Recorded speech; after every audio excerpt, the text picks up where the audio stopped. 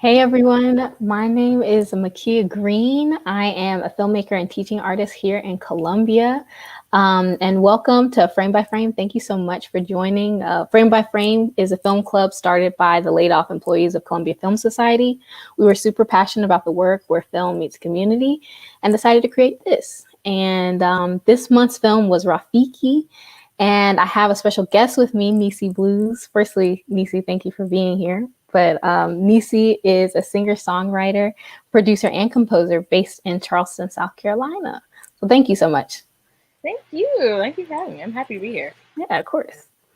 Um, so we're going to start off by talking a little bit about who you are, firstly, so you can kind of introduce yourself to the audience and what drew you to Rafiki. Okay, I am the things you said, artist, composer. Love gardening and films. I've always loved films, so I'm excited to actually begin to compose for films. So I've been watching a lot of films lately, which I'm sure a lot of people have been, especially during this time.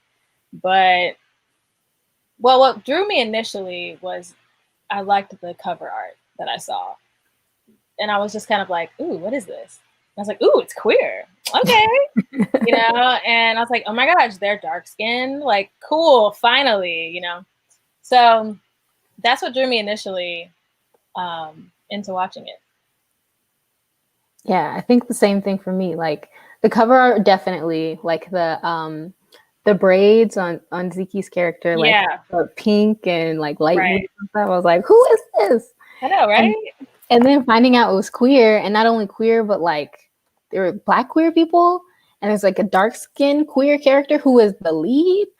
I feel like still today, queer films are mostly about white queer folks. Yep.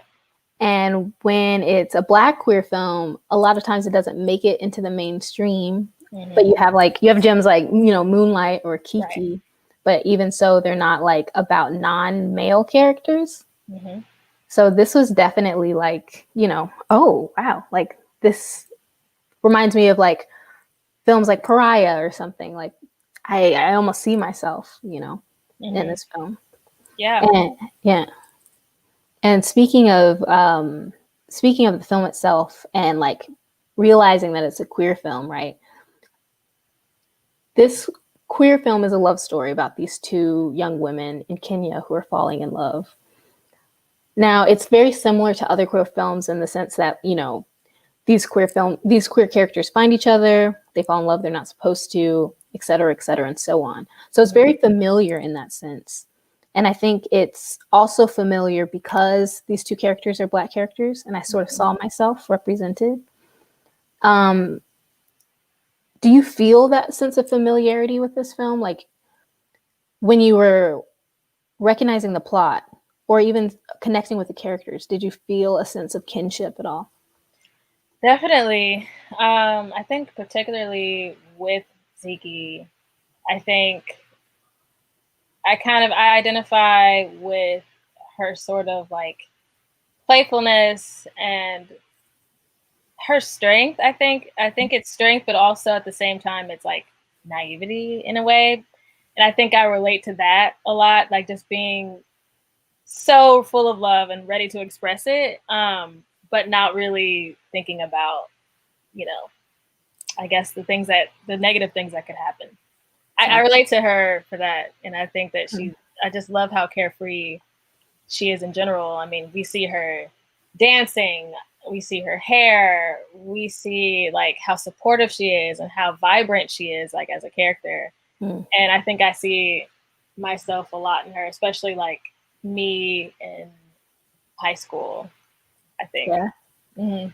Yeah, I think throughout the film, and you're right, she is so bold, like from her hair to dancing in public to like when she tried to hold Kenna's hand in church. Yeah, yeah, yeah. Yeah. Like, can we talk about that scene for a I little know. I bit? was like, because that's low-key something I would do, but like if I were like younger, like and more kind of naive, but I thought that was super interesting. I think like her boldness is kind of like it's cool to see, but also a little bit confusing. Like, because I'm just like, wow, you're so bold for the blatant like homophobia that you guys are kind of like stenched in, Right. in this town. I mean, we hear conversations from Kenna's friends. I mean, very homophobic conversations. And so, and then actually, I think in the beginning of the film, there's someone who is queer that walks by, and I think they've been beaten up because of that. And so I found it a little bit confusing how confident Zeke was, considering like what's going on around them. It's cool, but it's also like, wow, like interesting. I definitely agree. Like, I think the right after the scene in the church, when they like kind of rush out of the church, Zeke's like, no one cares, no one's looking. But that is right after they're sitting with like Blacksta and his friend, and they're talking about that guy who walks fast. Yeah. And so I think, that's the perfect mix of, like you said, boldness, but being naive as well. Mm-hmm. Yeah. And so I think also, the way I connected, like you said, you connected with Zeke. I connected to Kenna in a lot of ways, mostly because, like, how she dresses all like tomboyish, and even her friends are like, oh, she's one of the guys. Like, that's why we let her play soccer with us. I remember hearing that a lot growing up, and seeing somebody who was so fluid in their expression was really cool to see in film on screen, especially dark-skinned Black woman. I totally agree. Yeah. And can we just say that both of them are very attractive? For sure. They're such a cute couple. They really were. I was like, wow. I was like, why can't they just be together, please? I know. They're both so cute. Yeah. That scene where Zeke is like, what? Did you want to marry me and start a family? And Ken is like, yes. Picks me out every time. So while this story still seems familiar, I feel like there's a freshness to it. And I can't always pinpoint what that is. I've seen this movie a few times now. Do you feel that freshness? What's your take? I think I do. For the same reasons that you mentioned earlier, just like this is, first of all, the setting is something I'm not used to seeing for a queer film. Like, wow, this is set in Kenya. Like, okay, cool. I'm not super familiar with the customs, or, well, I guess I don't want to say that. Well, this film was originally banned, right? In Kenya. So this is a place that's clearly, very homophobic. And I think that was super interesting that makes it interesting and different in itself, because pretty much against a lot of odds, they still moved forward with this film. So that is one thing. But also, like we mentioned earlier, like this is a dark-skinned lead character who is not necessarily femme. I thought that was interesting too. And also, like you said, we usually get the story of white, male, gay, and that's basically, or we'll get like a Victorian, like scantily clad, like little romance, we'll get something like that, but it's like very thin, like pale white women. Like, I agree. As much as I love like writing love stories by candlelight, white women can't be like the full breadth of representation for queer folks. Yes, exactly. I think I was just like so tired of seeing that. So it was really refreshing to see this film in particular. And also I was pleasantly surprised at how incredible their chemistry was. Like, I was like, look at this chemistry right here. Like, I was almost like, should we be watching this? Like, are we invited to see this? Like, right. That was cool to see too. It was super intimate. And I think that's something that's to be said about the cinematography, especially like the moments between them. It's so like close up, and it feels like you're almost encroaching on somebody's like private moment. Yeah, for sure. Oh, and Demi over here says the cover art is dope. I agree. Right, Demi? For real.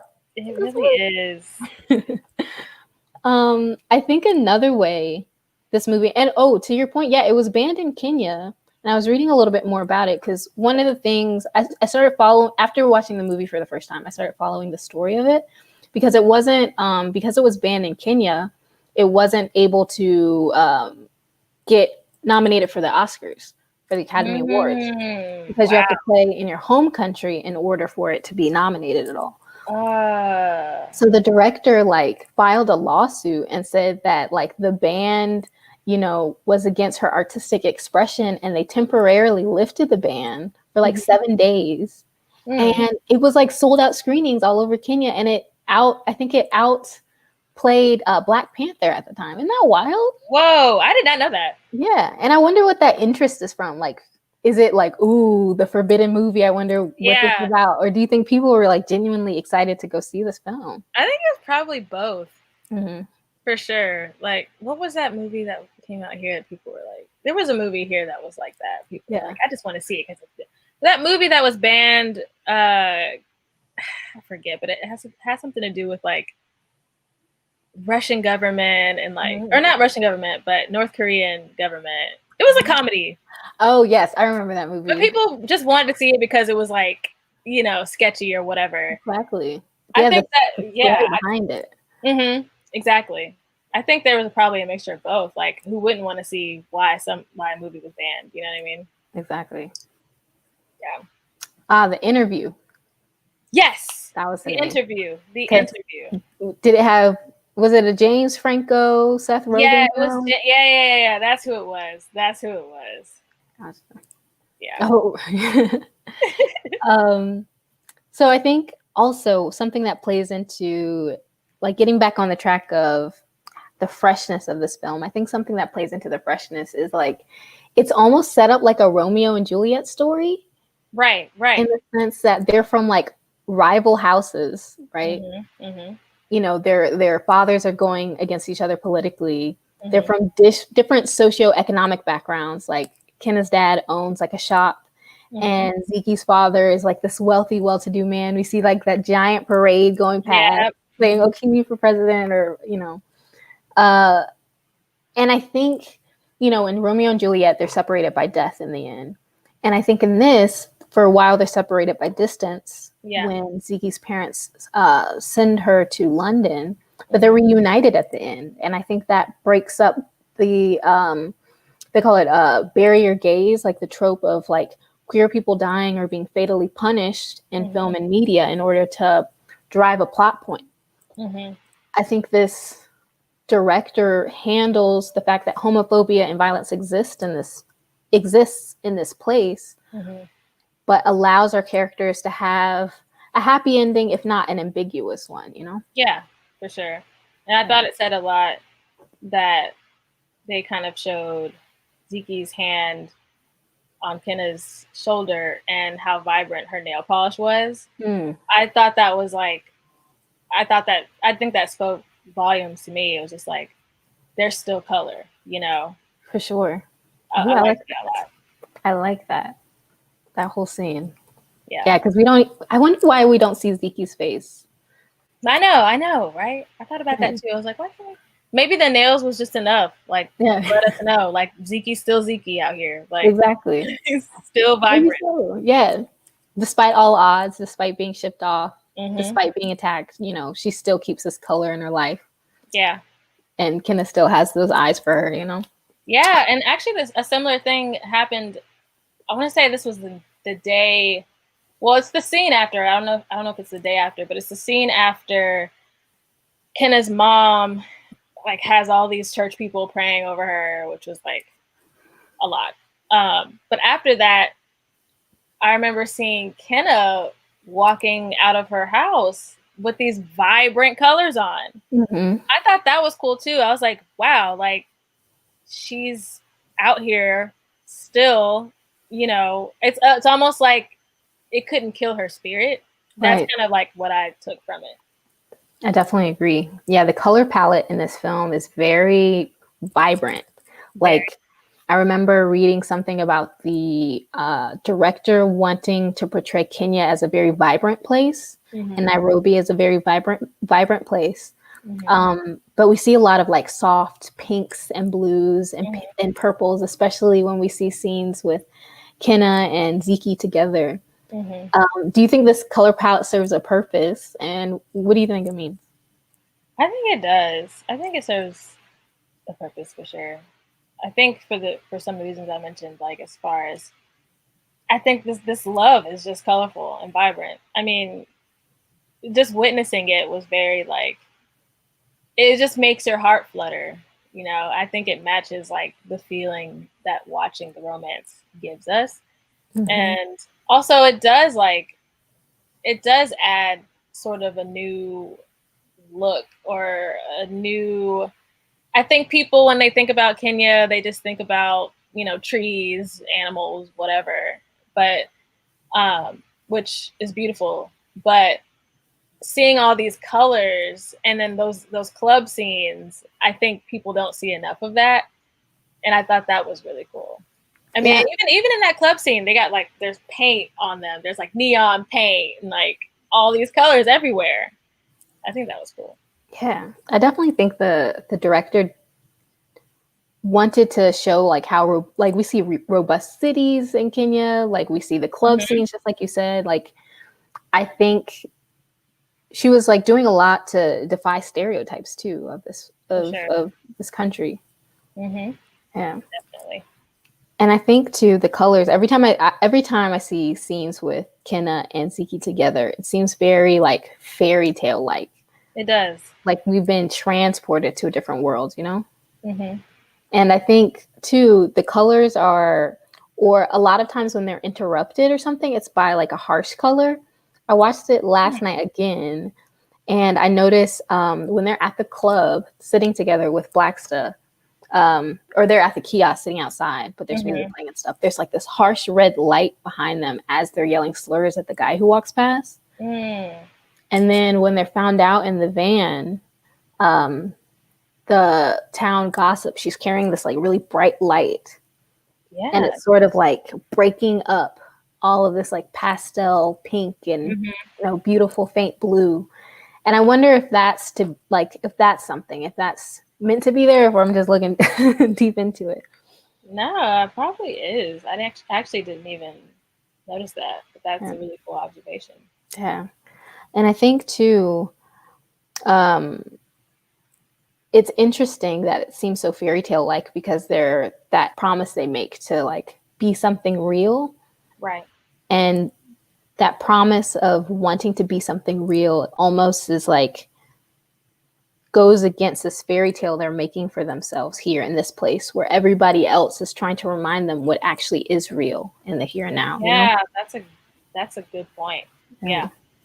yeah, it's Yeah, very that's interesting. so true. That's so true. Yeah. And I think about that a lot because yeah, she says that at the beginning that she wants to be something real. Um, and then I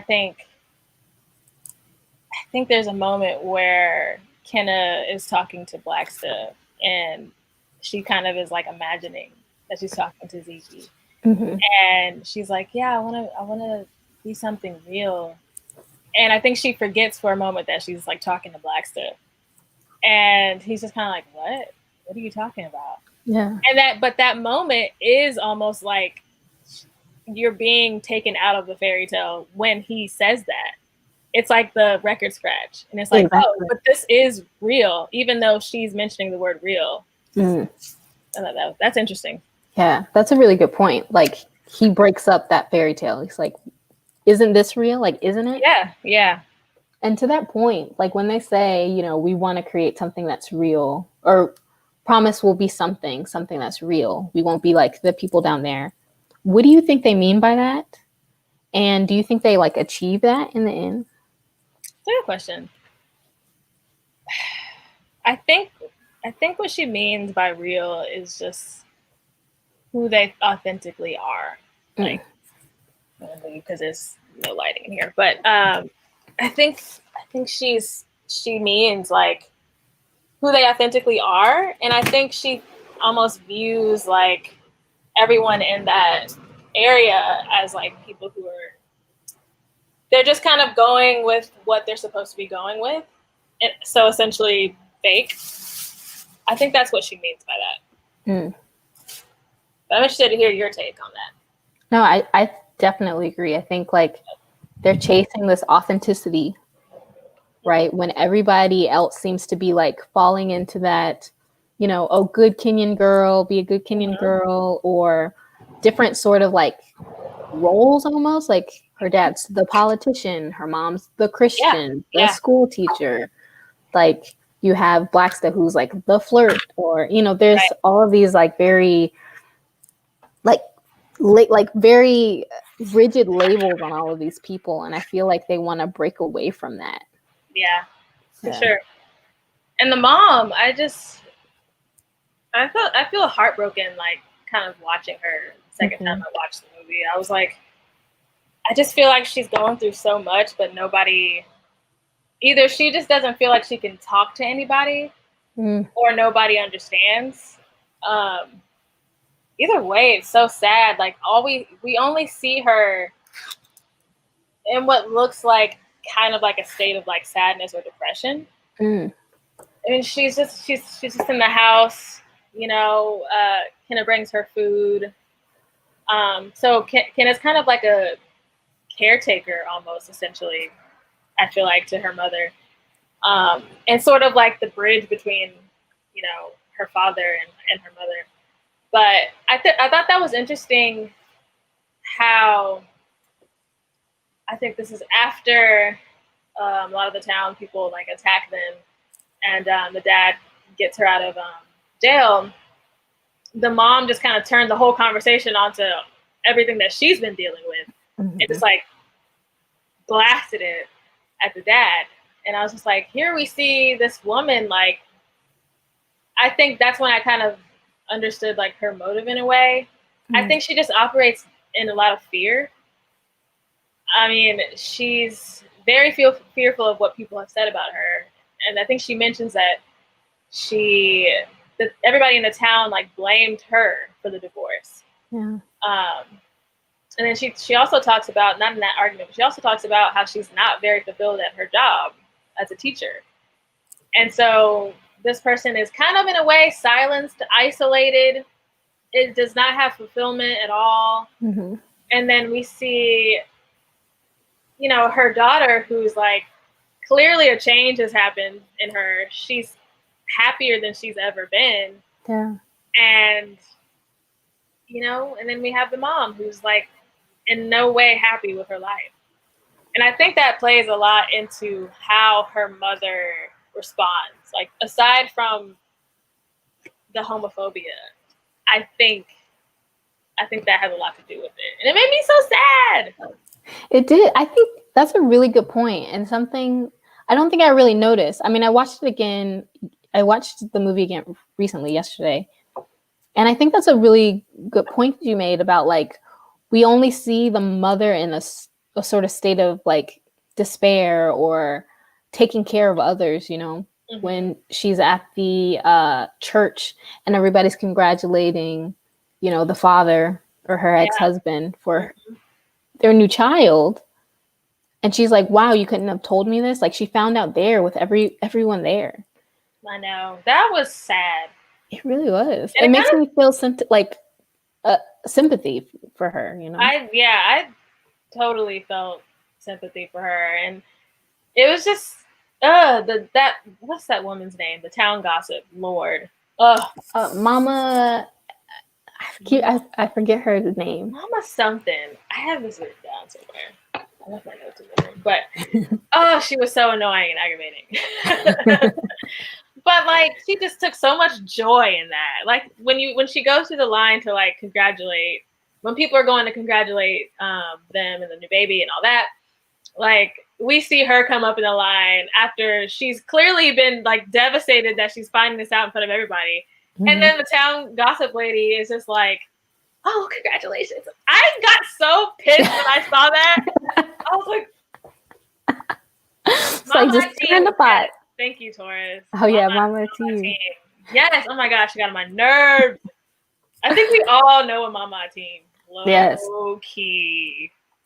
Truly. And even at the end, she was like, nothing changed. She was still Yes, gossiping, didn't want Kenneth to touch her, even though she was taking care of her in the hospital. exactly. It's so sad. I thought that was interesting that she even told her that Zeke was back in town.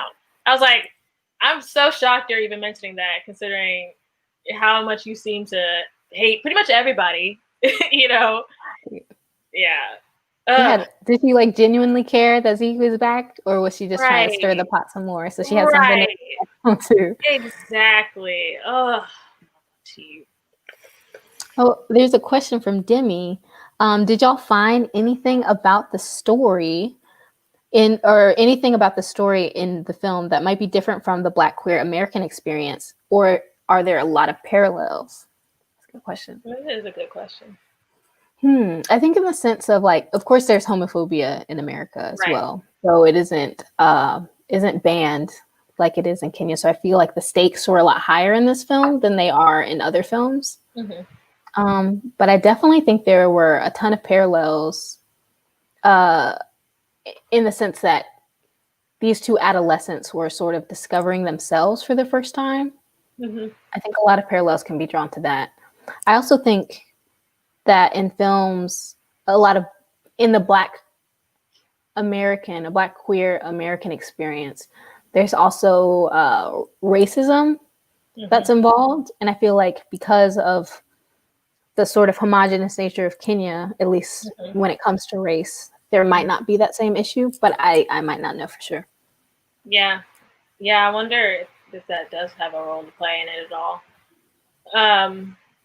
I found like a very close parallel with that church scene. I mean, both of the scenes. The first scene when he's basically preaching against like anything queer. He's just like, I don't even remember what he says, but he was like going on his sermon, you know. And then I remember the camera shows like the queer person who was like that we see first, like being harmed or walking by. We see him, and then also we see Zeke's friend who, like, let me talk about that for a second. Why don't we address that they had some sort of relationship? Yeah, that's when she says you're choosing her over me. Right, That seemed a little, I don't know. There was something to that. And exactly. At first, the first time I watched it, I was like, maybe she just means, oh, you're choosing to be an outcast versus, you know, going with the status quo. Then I watched it the second time, and when they show her face during the sermon, I was like, okay, clearly the director is trying to say, like, maybe this person is also queer, and they did have a relationship, Zeke and this friend. That was very interesting. I was like, why don't we expand on that a little bit? That's Like, a what's good going on? point. Yeah. I lost my train of thought. What was I saying? I think you're talking about religion and the parallels between. Yes. Yes, everybody's kind of sat in on one of those sermons, you know, where it's just like, you're going to go to hell. Or I think there's a story about, like, I don't even, in Babylon or something, where, like, angels are perverted and they, whatever. I think if you've ever grown up in a Black church, you've sat in one of those same sermons. And then the whole pray the gay away, you know? I've experienced that. I actually remember in high school, I was a part of this like girls group or whatever. It was like, okay, this is very corny, but they fed us after school. So I was like, free food? Like, okay, I'll join this little group. And but it was like a Christian kind of oriented. It was called like Girl Talk or something. There was a girl talk and there was a boy talk. Okay. And the woman that led them, she actually had a son who was gay, and she preached to us several times about this son, and I was like, this is not okay. Like, wow. And then there was a couple times where the son came in, and she was just like, she would say things while he was there, and I just remember the look on his face, and I was like, I was reminded of that moment watching this film. I was just kind of like, wow, like the audacity. And then I can remember her telling us, and even sometimes leading us in a prayer for her son. to be changed. Oh, wow. Yes. And I didn't even think about that moment I was until this about to say, movie. at that young age, like, what was going through your head at that young age? I remember knowing something was not right. Like, I just remember being like, I feel so disgusting right now. Like, I'm embarrassed, like, because it's just like, I'm sitting here listening to this woman say this about her own child. And then, like, have him there. It's just so traumatizing. Like, Yeah. the whole experience and just like seeing his face. It was heartbreaking. And then me, at that time, not really realizing that I was queer. I knew, but I didn't know. You know what I mean? Right. And that I think that might have further suppressed who I was. I think that made me do that, honestly. Now that I actually look back. But I never thought about this until I was watching this movie. Like, I have not even remembered that moment, forgot all about Miss Fraser. And now I'm just like, wow, like, that actually affected me too. And I'm Yeah. sure it, like, heavily affected the son. Oh, yeah. No doubt. But Savannah says that's awkward and just wrong. yes, exactly. It was very awkward. It was very awkward. Because I'm sitting here like, I'm praying for this person I don't know. And then you're telling me that he's wrong. Mm-hmm. Like, we need to pray his gay away. And you think that's going to work too. It's just like, it was a lot. It was a Right. lot. So, and other than that girl talk, boy talk, do you have a religious background, or did you when you were younger? Yeah, definitely. Yeah. Yes. It was all church growing up. Like, Yeah. my parents, they became Christians when I was like around 3. They had grown up in the church, but they weren't really like identifying as Christians. Mm-hmm. This we can talk about probably all day, but we went from like, we were low key in sort of a cult, like, growing up, and we realized it was like a Christian cult, and we like realized it once we got out of it. Mm-hmm. But yeah, I mean, there was a lot. It was a lot. We grew up in I'm thankful for being able to sing and like learning how to sing in church, but there were a lot of things wrong with like the church in general. Yeah. Church culture. Because I was going to say, to kind of parallel your experience with the film, and something you brought up earlier, we see like the church serves as sort of something to kind of hide from when it comes to Keena and Zeke and their relationship. But at the same time, it serves as a place of like refuge and comfort for the mother who's going through all this other stuff. Like, how does one, kind of balance those two things? Yeah. And that's the relationship I think that most people, even though they won't admit it, kind of have with the church. Because I want to believe that everyone has been wronged by the church in some way, whether they want to dig deep and think about it or not, even in a social construct. It's just like, I can't talk to such and such because there's this hierarchy and I need to go through this and that, even though I need help right now. Like, people have experienced that. I've seen that a lot. But there's definitely that love-hate, like I said, like, there's community, there's these people that you share this moment with. And then there's this atmosphere that's created that makes you feel like you need to be there. It's almost like dopamine. You get this amazing experience every Sunday when everyone's shouting and running around, and you feel like, I have to do this every Sunday or I don't know what's going to happen. You feel kind of attached to it, even though it's harming you in some ways. And yeah, I think you bring up a good point as far as the mom kind of leaning on the church, but also I feel like sort of wronged in a way. No one is in community with her. You're in this church, but no one's really in community with you. She's alone as soon as she leaves that congregation, Right. And these people didn't even tell her. No one told her about her husband, her ex-husband. And then also, I think these are the same people she mentions that blame her for the divorce and for being a single mother. Mm-hmm. So she's both harmed, I feel, by that same community, and also feels some sort of like, I don't know, peace maybe, or a level of it with the church. Yeah. That's a good point that you bring up. It's a really interesting like kind of dichotomy. And speaking of the mother still, just to stay on the topic of the mother for a little bit longer, I feel like this film, the main characters are struggling against a lot, right? The laws in Kenya about queerness, about you know, them falling for each other. They're fighting against the status quo, right? Being a good Kenyan girl, and I think they're also fighting against the patriarchy in a way, right? Like being a good Kenyan girl, like Black says, like, you know, I can provide for you, you know, I can do whatever. And the way he kind of like womanizes these people throughout the film. Yeah.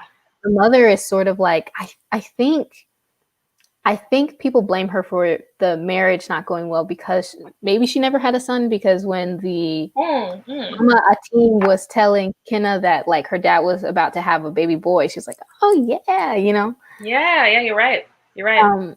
So it's like all of these, like, there's like this huge patriarchal landscape. Yeah. That I feel like they're also trying, Kenna and Ziki are also trying to escape from in a way. So when they say like, I want to be something different from those people down there, I want to be something real. Like maybe it could mean I don't want to work under the system anymore. Yeah. And I feel agree. Yeah. And I feel like in a lot of ways they do that because like, even though Ziki was forced to leave to London, she was able to do what she always wanted, right? Right. And Kenna was able to become what she wanted. So I feel like there was a breaking of that. I'm not exactly sure. Yeah, but I know that. Yeah, that makes sense. And even speaking to that patriarchy, the mom even says like, "You're man enough to have a son, you know, but you can't tell me that you know you're having a son." I thought that was interesting too. I was like, "Man enough to have a son." Exactly. So is that a status? Like, is that what makes a man? Is if he has a son? You know? Right. That was interesting too. Yeah, and that sort of brings me on the topic of the family. I think family in general can be a lot of different things to a lot of different people. But I think especially when you're talking about queer stories and queer experiences, the family has this sort of duality. It can be something to fear and something to find comfort in, much like the church is for the mother and for Kenna respectively. Now in this, we sort of see like these two families on two ends of like this invisible spectrum, sort of economically. Their dads are going against each other. What role do you think the family plays for each of these young women, Kenna and Ziki? Because I think they vary. Like at the end, we see them both receive hugs from their parents. Ziki receives a hug from her mom when she's about to go to London. Right. And Kenna gets a hug from her dad, I think twice in the last 20 minutes of the film. What does family mean for them? And how do you view that? I think for Kenna, I don't know. It's hard to tell because I feel like with her mom, she's tasked to kind of like look out for her and take care of her emotionally, I think.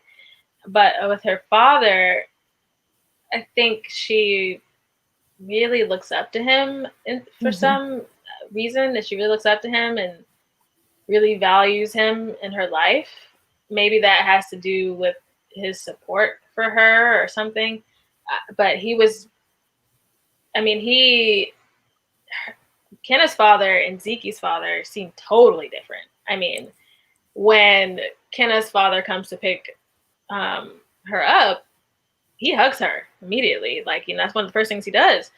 But when Zeke's dad comes, he slaps Zeke, you know.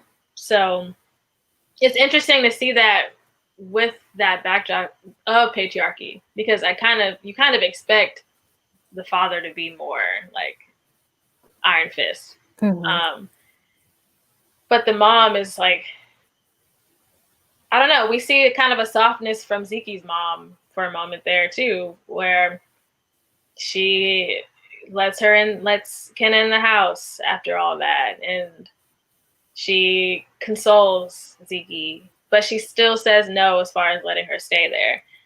I don't know. I think it's interesting because it's almost like Ziki completely has her own journey, and she knows that she has her own journey, and doesn't seem to let whatever roles her parents play in her life deter her from that, at least until that traumatic event. Um, but I don't know. It's interesting. It's hard to tell for me as far as the role that the parents have in their lives and the influence and things like that. But I'd love to hear your perspective. Yeah, I definitely think Kenna's dad is an interesting character because for the most part we see them bond the most. I feel like Kenna is more attached to her dad than her mom, like how you said. Maybe because of his sort of like more liberal ideas, maybe because she spends a lot of time in the shop, I don't know. But I think that the scene where he picks her up from the police station and he's like, it's okay, it's okay. I got a little choked up just a little bit. I know. I think that scene is like, really beautiful. It is. And I think, with Kenna's dad, with Ziki's dad, we hear him yell because, she didn't get good grades on her tests. Right. And, them slapping her when they find her from the police station. Even then, again, we're seeing these two women on two different sides of the spectrum again, right? They're being driven apart by this other force, like what their families. And I think what's really interesting to me is that, we talked about how a lot of things are working against the two, like the status quo, the patriarchy, the family, religion, etc. And I feel like, because you brought up that Ziki has sort of her own journey, I feel like it's sort of all of these things, all of these adversities and obstacles take them in a different direction for a while. Yes. Like at the beginning, we see Ziki very bold. Right. She takes the phone from her mom, locks her in the room. I know, and pushes her down. Let's talk about that. I was like, push your mom. Exactly. She was trying to like caress Kina in church when they're literally talking about like, how they hate gay people. And then talks about how like she wants to get a place together. Yeah. And then after, them being attacked and after going back home, when Kenna sees her again at the when she goes to her house, Ziki's then like, what did you think was going to happen? Yeah. We can't do this. Yeah. And it like breaks her down completely almost. Yeah. And on the other end of the spectrum, Kenna is very like, I don't want to say shy at first, but she's more reserved. Yes, yeah. In the way she shows affection to Ziki. I think it's partly because of her nature. She might have not felt this way before, but also because of, the looming danger of people finding out. But then at the end, she's like, yes, I do want to marry you. Yes, I did want to have kids with you. I think that's an interesting journey these two both take. Right. I totally agree. It was like the roles kind of not completely reversed because, like you said, it wasn't that she was necessarily like standoffish or afraid per se. I think she was just more cautious. But it's just funny to see how that completely changed. And I mean, even at the police station, we see Kenna trying to comfort Ziki. Ziki's just kind of like, right, not trying to have that. And then she goes into her house and tries to comfort her, and then that conversation takes place. And I thought that was very interesting. And like I said, it's almost like when she came out of that with those vibrant colors she was wearing, like the day or the next scene after the church prayer circle scene, it kind of seems like something in her is like, I don't know, waking up in a way. And she seems a lot more bold after that. Whereas the opposite happens with Ziki. That was heartbreaking to see Zeke like that. It really was. When she was like begging her mom to let her stay and not go to London after she was just like kind of posturing to Tina saying, oh yeah, London is what I wanted to do anyway. And then she's begging her mom to stay afterwards. That was so sad. And that scene in the police station, it's like it almost mirrors the scene in church, you know, except Kenna's reaching out to her. Right. Oh my goodness. And one more topic I wanted to talk about briefly is Blacksta. Oh my God. Ugh. I don't know what to think of him. Like at first, you know, he's just sort of Kenna's best friend who like also has a crush on her, but also like, you know, sleeps around with these other women. But it's okay because he's a man, he can do that. But when he wants to settle down, now it's like, okay, you know, I can provide for you this, this, and this. Mm-hmm. After Kenna gets attacked, you know, she finds comfort in him because she feels like he's a friend. And I was like, oh yeah, like he supports her, he's giving her a hug. And then we thought. Yeah, we thought exactly. The whole movie went, you thought. Like, do you feel like Blacksta's feelings for Kenna were like legitimate or no? I just don't. I don't know. But maybe it's just me being this man hater. But like, no, I don't know. I just thought it was so bizarre. I feel like he just wanted. I think it was I don't know. You know that trope of like the cis male guy who thinks he can like turn a queer woman straight again or whatever. Yeah. Like, I kind of feel like that's what he was kind of operating with mentally. Yeah. I don't know. And I think I found it really disgusting how he was treating, I don't know, was this Mama Team's like daughter or something? Or yes, I think so. Yeah, like that was so messed up, like how he was treating her. I mean, the whole time we see him, both, I think it's like 2 or 3 times we see him interacting with her, and it's like, he's just like, get away. Like, you know? Exactly. And even in him having that conversation with Kenna right in front of the girl, like saying like, yeah, I'll provide for you. I'll pay your mortgage, blah, blah, blah, blah. And this girl's like right there. Like, and he's like, I'm busy. Yeah. I was like, no. You know, I was actually afraid that he was going to assault her. Like, that was like, when I first saw it, I was like, oh my God, like, is he going to assault her? I'm glad that didn't happen. But yeah, I mean, for a moment we think, all right, Blacksta might have a heart after all. And then he pulls that. And then I thought it was sad to see whenever Kenna comes back home, the very brief kind of like, hey, what's up? And hey, what's up? Just kind of walking by each other. You know, the friendship was over.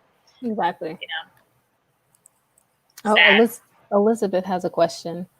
I mean, Blacksta does like Kenna because she's one of the guys. I do find it interesting that he likes someone who is more gender non-conforming. Yeah. That is an interesting point. It is interesting.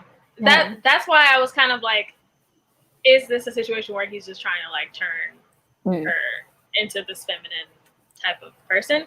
But maybe he does actually like her. I don't know. Yeah. That's true. Like maybe so later down the line, he can be like, yeah, Kenna was a tomboy, but I, you know, I stepped in or something like that. Yeah, it just felt very strange to me. I feel that.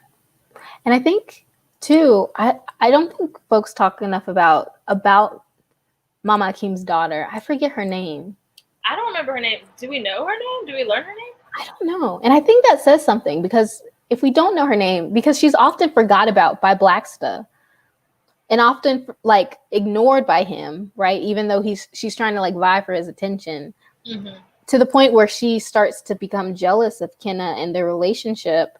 And I think plays a big role in the townsfolks or people in the city finding out about Kenna and Zeke.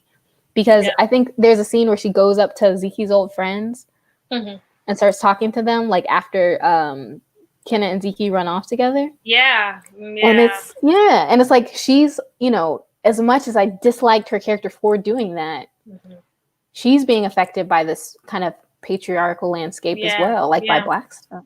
That's a good point. Yeah. And Elizabeth says, or he doesn't find questioning his own sexuality as an option. That's facts. Ooh, that part. Right. Yeah, that would just destroy him to have to question that. Right. I mean, he gets off on being homophobic. Like, you see the conversation between him and the other friend where they're just like, oh, you think they use the F word at some point. And I was just like, and it's kind of, that moment was interesting because Zeke was like, you hanging out with these people? Like, you could see like on her face, like, what are you doing? Yeah. You know? And I think that was the moment that Kenna was like, you right. Like, why am I like hanging out with these people? And then we see that, you know, when they go back to the van. But yeah, I don't think questioning his sexuality would have been an easy thing for him. Yeah. And I think like why do you think that is that Kenna like kept those people around, like kept Blacksta and the friend around? Do you think it's like as a cover, like, oh, if I'm around them, nobody will question me, even though I dress this way, even though I act this way?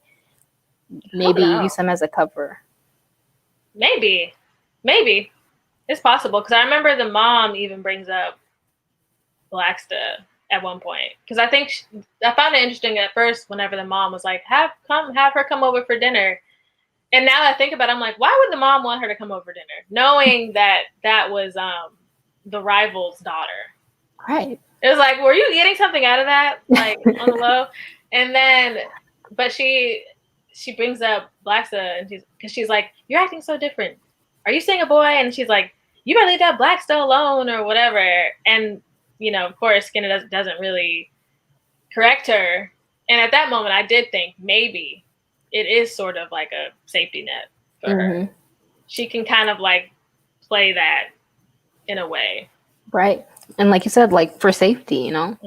And I think, and this gets into the last point I want to make this evening of ambiguity, because it can serve as a safety net. Yeah, for sure. You know, with her not correcting her mom when it came to Blacksta, or even with the name of the movie is Rafiki, which means friend, which is a lot of times what queer folks use to refer to their significant other, right? So my question to you is, you know, for, you know, in your own experience, or, you know, in general queer experience, does ambiguity play a large role in the queer experience? Yeah, definitely. For sure. I mean, I've never officially come out to my parents, you know, as pan or whatever. I'd never said anything.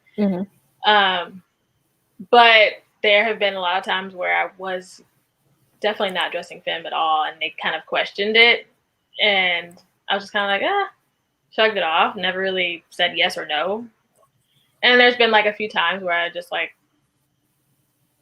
didn't say anything at all. And they've never questioned it further, because I think they want to live in that ambiguity, like more than I do. Like, I don't really care if they know. They don't pay my bills, whatever. I'm out of the house. You know what I mean? But I think they don't want to go there.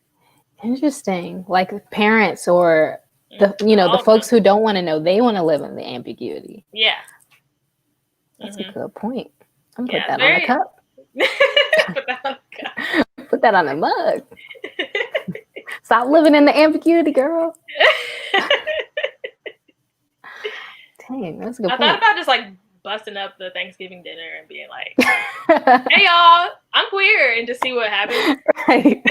Just write it on your mask as you walk into the house or something. I mean, I don't know. My mom might be watching this right now. Right. Mom, I'm queer. Never officially said it, but right, exactly. I'm glad we could all be here today to listen. But we're coming up on 55 minutes, almost an hour.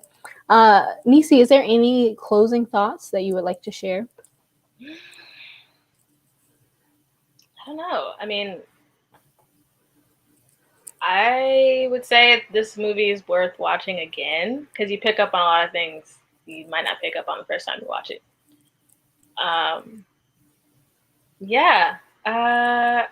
kind of like that ambiguous idea. Like, has that kept you comfortable? Are you living in that? What's keeping you in that? what would happen if you weren't living in that anymore? Mm-hmm. I think those are kind of good questions to ask.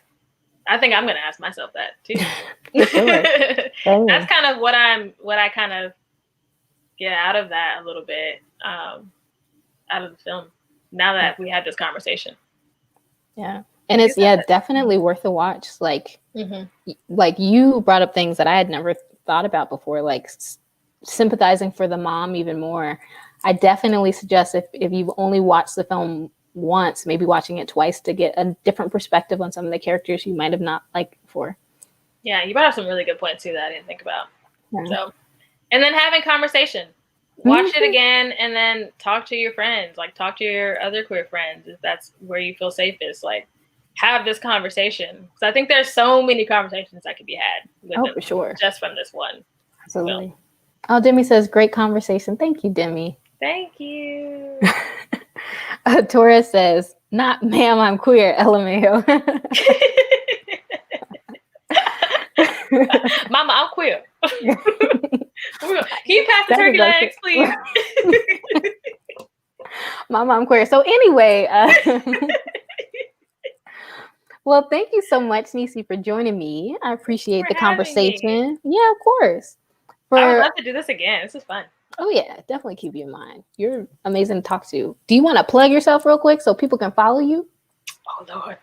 You know, I'm bad at plugging myself. But if y'all would like to follow me, I am actually currently working on a queer sci-fi film called E is For. Actually, that's on one of my most recent posts. Y'all should follow that, actually. E is For film. But yeah, follow me on my Instagram and you'll see all that. And support queer artists. Support queer artists. Now, if you all really enjoyed Frame by Frame or just want to keep talking about movies, you can tune in next month. Our next film selection is Skate Kitchen, and I believe we have a trailer for it. Ooh. Kristen, hit it. We'll see if that works.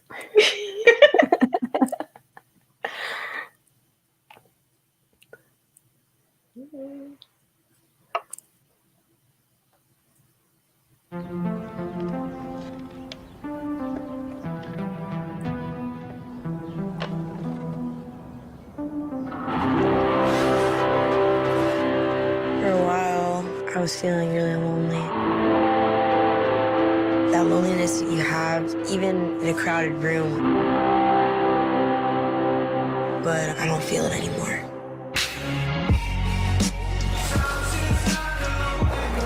Do you like dick or pussy? I like boys. Yo, boys are just uneducated. Hey, can you do an ollie? No, bro, I'm a poser. You use tampons? You don't. Can't they kill you? What? Hey, Mom. Yeah, I'm at the library. Hey! Slow down!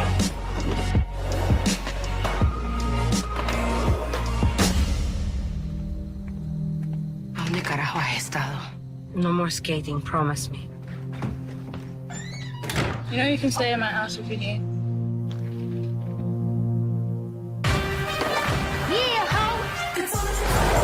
Yeah, I seen you at the park the other day. You were killing it.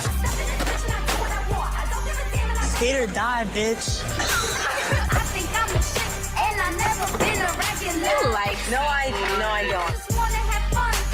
Camille, are you fucking kidding me? What's wrong with the kiddie pool? Why are you skating with them? Shut the fuck up!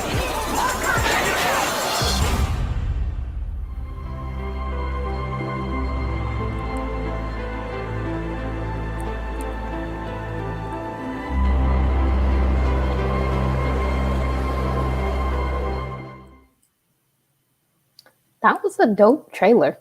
Okay, Jaden, I see you with the hair. I've never skated in my life, but that movie's gonna make me want to skate. I know, right? I can't. If you all are interested in getting updates from Frame by Frame, please feel free to follow us on our website, Instagram, Facebook, YouTube. You have so many social media options. You can also sign up on our email list. And don't forget, you can watch all these films on Canopy for free with a library card. It's like Netflix, but free with a library card. Amazing. Oh, yeah, Canopy.com. So thank you so much, Nisi. I appreciate it. And thank you all so much for joining us on our conversation here today. I appreciate it. Thank you so much for having me. Yeah. So everyone have a really good evening.